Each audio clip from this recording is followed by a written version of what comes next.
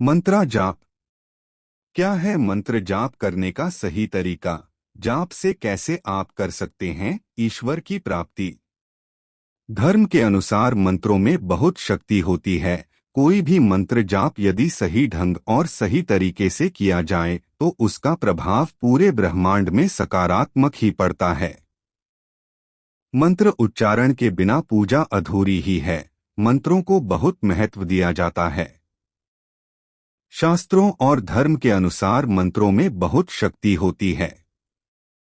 कोई भी मंत्र उच्चारण यदि सही ढंग और सही तरीके से किया जाए तो उसका प्रभाव पूरे ब्रह्मांड में सकारात्मक ही पड़ता है। मंत्र उच्चारण अपने आसपास सकारात्मक प्रभाव का संचार करता है। माना जाता है कि हर एक मंत्र से अलग अलग तरह का प्रभाव और शक्ति उत्पन्न होती है। मंत्रों की शक्ति से व्यक्ति अपने जीवन को बदल सकता है। मंत्र के जाप से मानसिक शांति भी मिलती है। हिंदू धर्म में कोई भी शुभ कार्य बिना मंत्रों के नहीं किया जाता। अधिकतर लोग पूजा के समय गायत्री मंत्र और महामृत्युंजय मंत्र का लगभग नित्य जाप करते हैं।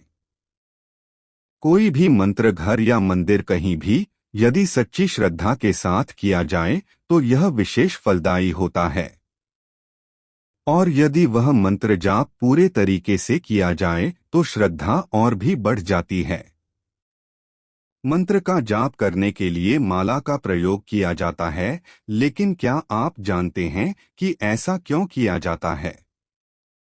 मूलतः माला का प्रयोग इसलिए किया जाता है कि मंत्रों की संख्या में जप करते समय कोई गलती न हो जाए। एक माला में लगभग 108 दाने होते हैं। सामान्यतः माला के दानों को मनका कहा जाता है। अलग अलग मंत्र के जाप के लिए माला भी अलग अलग प्रयोग की जाती है। मंत्र जप के नियम। मंत्र जाप और माला संबंधी कुछ विशेष नियम होते हैं। मंत्र जाप करते समय कुछ विशेष बातों का ज्ञान होना बेहद जरूरी है। आप जिस स्थान पर मंत्र कर रहे हो वह स्थान साफ सुथरा होना चाहिए, जहां आप शुद्ध आसन बिछाकर जाप करें। मंत्र जाप करते समय मंत्र जाप करने वाले के मुद्रा पद्मासन या सुखासन में होनी चाहिए। सर्वप्रथम जिस माला से जप करना चाहते हैं उसे गंगाजल से शुद्ध कर लेना चाहिए। कोशिश करें जाप शुद्ध उच्चारित और सही संख्या में किया जाए, क्योंकि जाप हमेशा एक निश्चित संख्या में ही किया जाता है। जाप करते समय पूर्व दिशा की तरफ अपना मुख रखें। माला से जाप हमेशा दाएं हाथ से करें। यह भी ध्यान रखें कि माला पर आपके हाथ के नाखून स्पर्श न करें।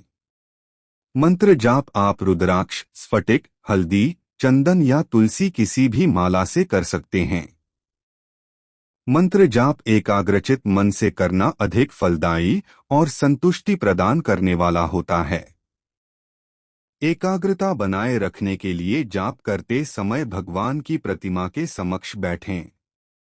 माला जाप करते समय इस बात की सावधानी रखनी होती है कि जहां माला समाप्त हो वहीं से वापस फिर से गिना जाता है। इसी तरह ये क्रम चलता रहता है।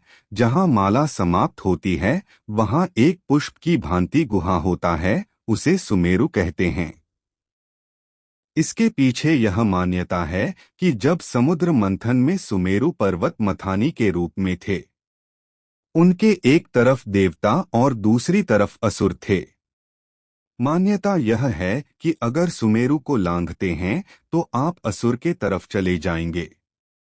असुर नकारात्मक ऊर्जा युक्त हैं, इसलिए सुमेरु को लांघा नहीं जाता है। वहां पहुंचकर वापस हो जाया करता है। इसका उल्लंघन करने से जाप का फल नहीं मिलता है। जाप खत्म होने के बाद माला को उसके स्थान पर रख दें। माला के हर मनके के बाद एक गांठ जरूर लगी होनी चाहिए। माला हमेशा व्यक्तिगत होनी चाहिए, दूसरे की माला का प्रयोग नहीं करना चाहिए।